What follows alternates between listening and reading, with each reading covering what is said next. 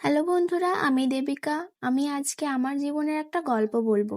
গল্পটা হচ্ছে, আমি তখন ক্লাস 9-এ পড়ি। একদিন রাতে হঠাৎ করে একটা অচেনা নাম্বার থেকে আমার ফোনে কল আসে। প্রথমবার কলটা রিসিভ করে কিছু কথা হয়েছিল। তখন আমিও তাকে চিনি না, অপর প্রান্তের ফোন করা মানুষটা আমাকে চেনে না। আমার একটা বান্ধবী ও তার একটা বন্ধুর দ্বারা সে আমার নাম্বারটা নিয়েছিল।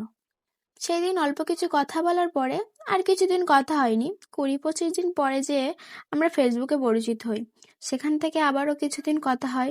তারপর আমরা দুজন বন্ধু হই। তারপর আস্তে আস্তে আমাদের সম্পর্কটা ভালোবাসা পরিণত হয়। তারপর 2-3 দিন পরে আমি অন্য একটা কারণে তাকে ফেসবুক থেকে ব্লক করে দিই। তারপর আমার একটা বান্ধবীর জন্য আমাদের সম্পর্কটা আবার ঠিক হয়। আমাদের সম্পর্কটা একটানা 3 মাস চলে, কিন্তু তার ভিতর অনেক ঝামেলা হয়েছিল। কিন্তু তার ভিতর আমরা প্রতিজ্ঞা করেছিলাম একে অপরকে কখনো ছেড়ে যাব না।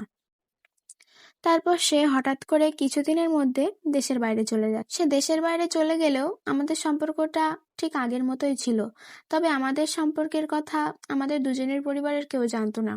সেই জন্য তার একটা বন্ধুর দ্বারা তার মাকে জানায় এবং আমার ছবিও দেখায়, এবং ওর মায়েরও আমাকে অনেক পছন্দ হয়। তার কিছুদিন পরে সে তার মায়ের নাম্বার আমাকে দেয় এবং আমি তার মায়ের সাথে প্রায় সময় কথা বলতাম। তারপর আমার পরিবার যখন জানতে পারে আমি তার সাথে কথা বলি, আমার উপর বিয়ের জন্য চাপ সৃষ্টি করে।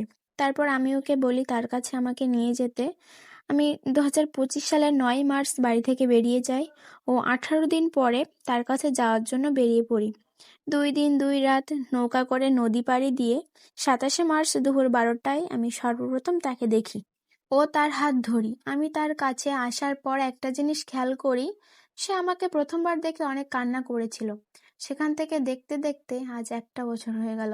এই 1টা বছরে আমি তার কাছে যা চেয়েছি তাই পেয়েছি। আমি তাকে কোনোদিনও না বলতে শুনিনি। সে সবসময় আমাকে বলে, তুমি আমার জন্য তোমার মা বাবাকে ছেড়ে এসেছো, আমি কোনোদিনও তোমাকে কষ্ট দেব না।